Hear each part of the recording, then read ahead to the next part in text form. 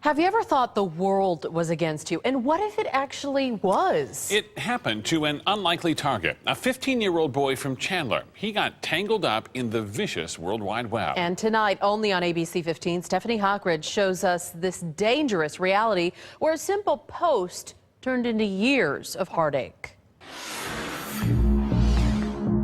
Cyberbullying isn't a joke. A seemingly harmless statement posted on YouTube 5 years ago by a 15-year-old boy in Chandler turned into the hardest lesson of his life. I remember like it was yesterday. The phone rang and then they just said some expletive words. I hung up. And that's when it all started. Dozens and dozens of blocked phone calls flooded into Jacob Zellman's home. But it was only the beginning. Dozens and dozens of confirmation deliveries for pizza orders and different service orders. They contacted his high school. I was going to blow up the school that I had done and sold drugs on campus. I mean, that was a total lie. Sent pornographic and threatening photographs to his cell phone. Of a gun pointed to my head saying, "We're going to kill you." I was terrified. There was a point where I never left my house. And Jacob wasn't their only victim.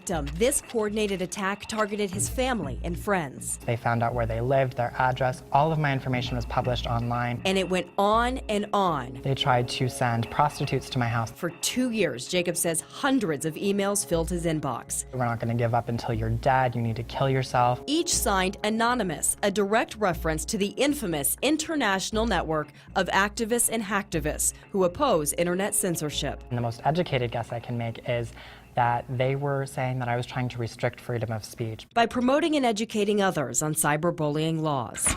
Jacob's family contacted the Chandler Police Department, and their investigation uncovered IP addresses linked to users from Georgia and Colorado to Amsterdam, Great Britain, and Canada. What was happening to Jacob and his family was a full-fledged global cyber attack, using chat rooms like these to coordinate a raid from cyber bullies all over the world. How do you deal with something like that at 15?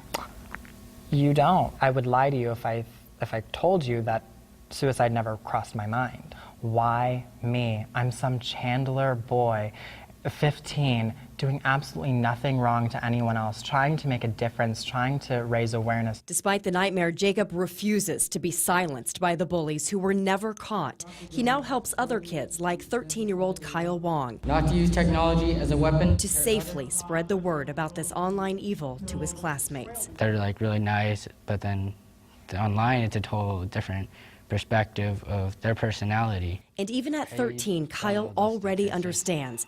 Anytime, anywhere, anyone can hide behind a computer and ruin lives like Jacob's. I feel a sense of responsibility. To use his story as a reminder to all parents, know what your children are doing online, because it's so easy to forget. These 3 letters, www, represent the World Wide Web.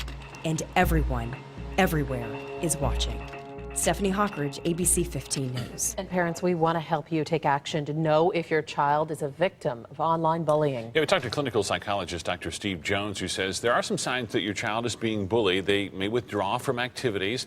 They prefer excessive time alone. They appear generally sad. And here's what you can do to help them. Teach your child to never engage the bully in conversation, in person, nor online. Avoid letting your child watch violence on TV. Children who are exposed to violence begin to think that's normal.